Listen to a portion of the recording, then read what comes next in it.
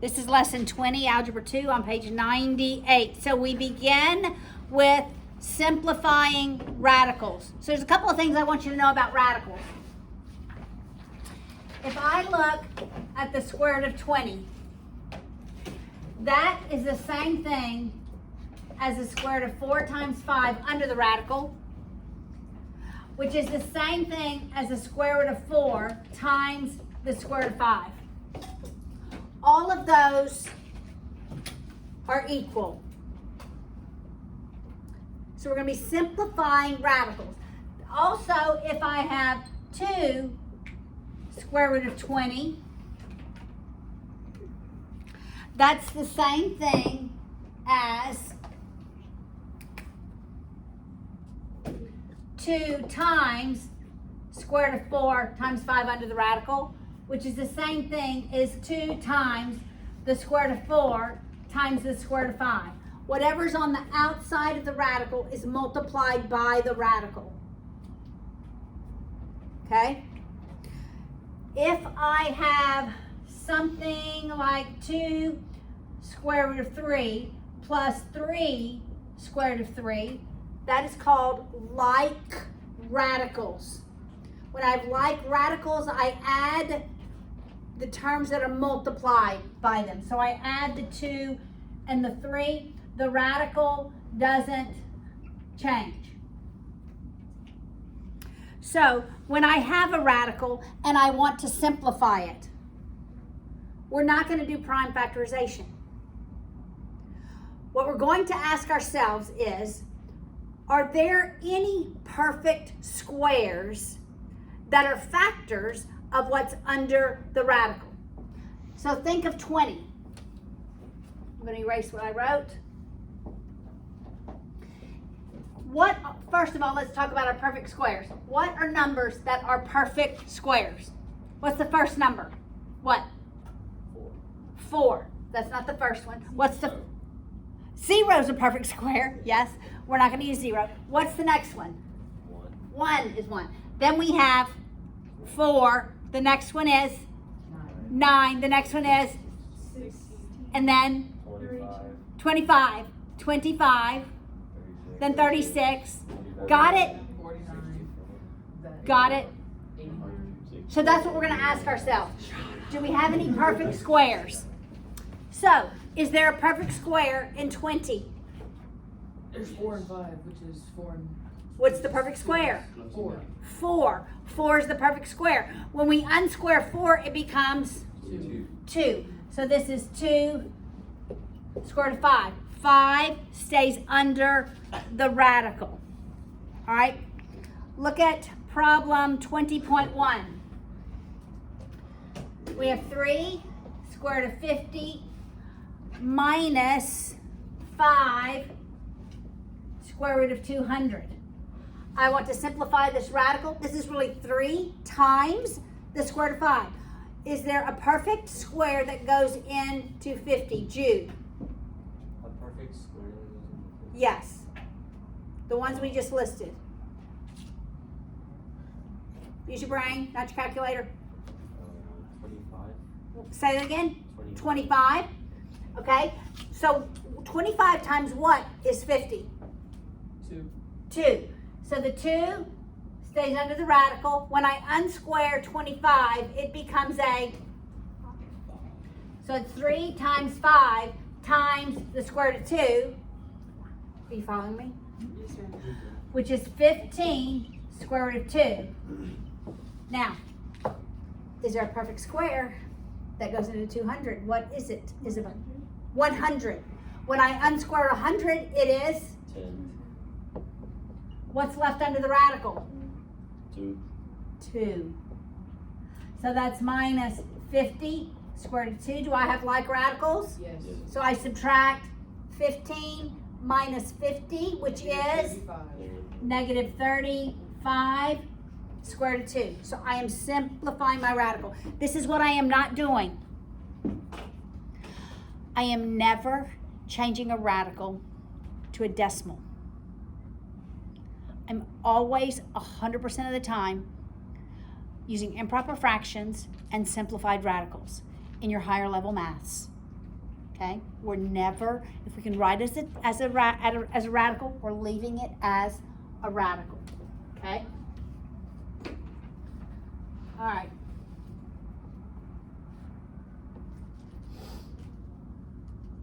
Okay, I need to throw this marker away. I'll leave it on the board, but not use it. This is hard to erase.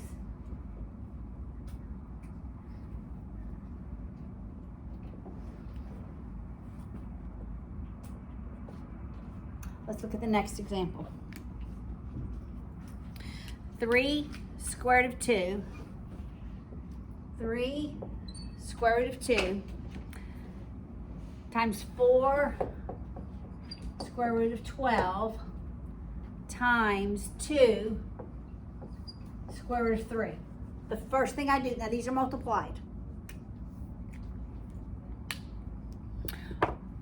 What is, somebody tell me what square root of 2 times square root of 2 is? Isaac, I'll let you tell me. What's square root of 2 times square root of 2? Which is 2. Any radical times itself is what's under the radical. Got it? So, if I have the square root of x plus 2 times the square root of x plus 2, what does that equal? X plus 2, right? All right. Any radical times itself, that's important to remember. Okay, can I simplify 3 square root of 2? No, it stays 3 square root of 2. But I need to show you one more thing before we move on. All right, so that's square root of 2 times square root of 2. What is 4 square root of 2 times 5 square root of 3? How do I multiply? I multiply on the outside, I multiply under. So I multiply 5 times 4, which is, then I multiply under. Okay, got it? All right. Now let's simplify. Can I simplify square root of 12? Does a perfect square go into that, Katie? Yes, ma'am. Which one? 4. 4. When I unsquare 4, it becomes 2 times 4? 8. What's left under the radical? 3. All right. Does it matter what order I multiply in if every term is multiplied? It does not. All right, so we're going to do 3 times 8 times 2, right? We're definitely going to do that. When I multiply square root of 3 times square root of 3, that is? 3. So it's going to be times 3 times the square root of 2. See what I just did? Does everybody see? All right. What's 3 times 8? Do I want to do 24 times 2? Sure. What's 24 times 2? 48. What's 48 times 3? That's 4. Carry my 2. It's 144 square root of 2.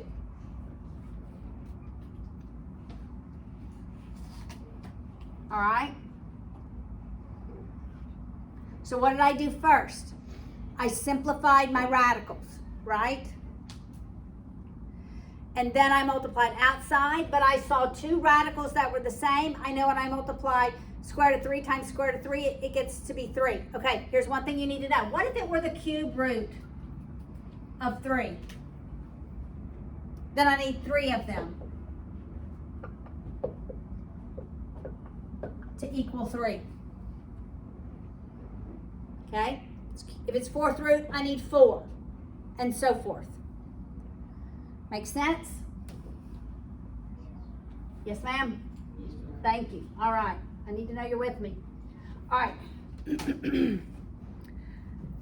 Let's do example 3 on the top of page 99. 4 square root of 3 times, when I have parentheses, I know I'm using distribution. 2 square root of 3 minus square root of 6. All right. So when I distribute 4 square root of 3 to 2 square root of 3, it begins, it's 4 times 2 times 3. 4 times 2 is? 8 times 3? 24.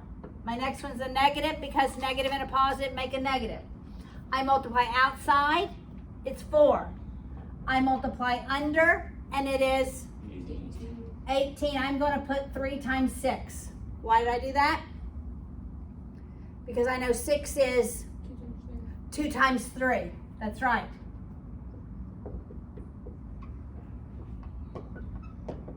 I knew that was going to happen. And I'm going to be able to pull the 3 out. So that's 24 minus 4 times 3. 12 square root of 2.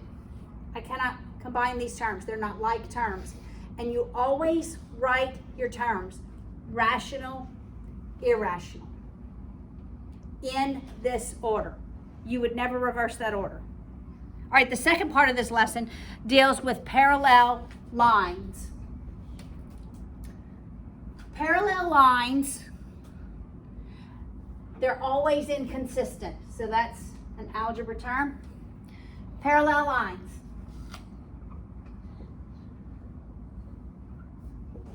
You know how we've had 2 linear equations and we've used substitution or elimination to solve for their point of intersection? They are consistent at that one point. These are called inconsistent. I will show you why it's inconsistent in a minute.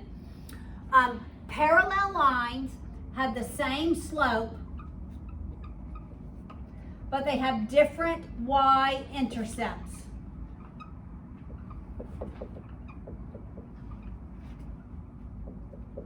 Same slope, different y-intercepts. So you have parallel lines in the middle of page 99.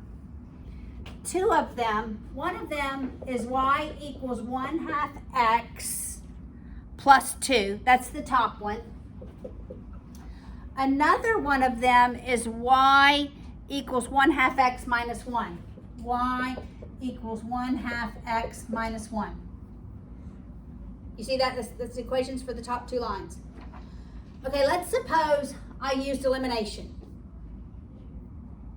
like I normally do, to solve for your x and y points, where they have the point in common. Okay, everybody looking? Look, in this one, I'm just going to change the sign of every term.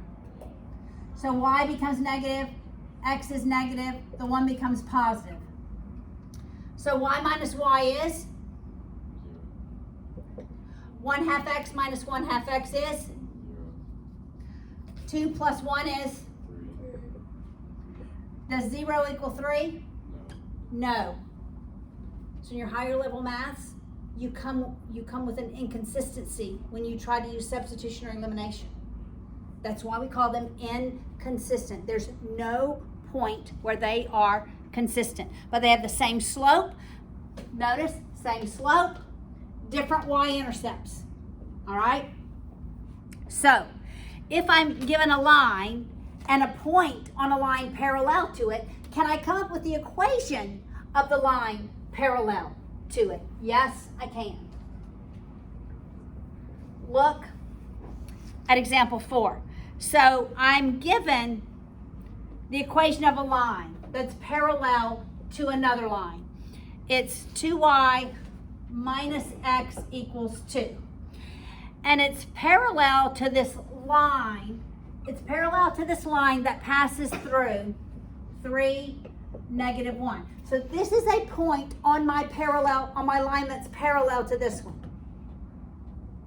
So I use the line that's given to find my slope.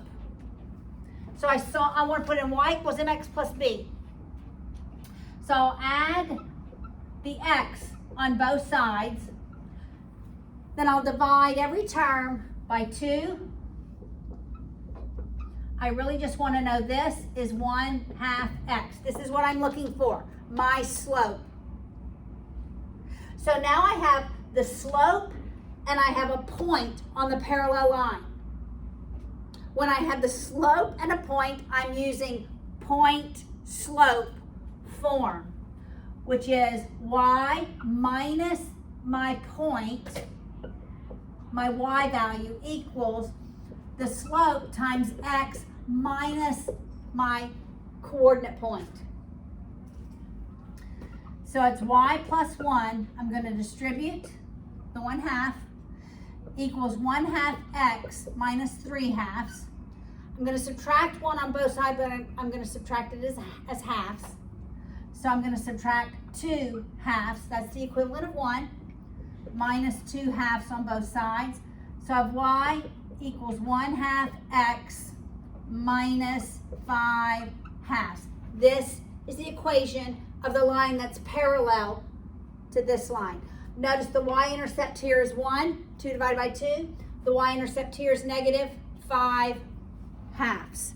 So parallel lines have equal slopes, different y-intercepts, and they are inconsistent because there is not a point where they intersect. All right.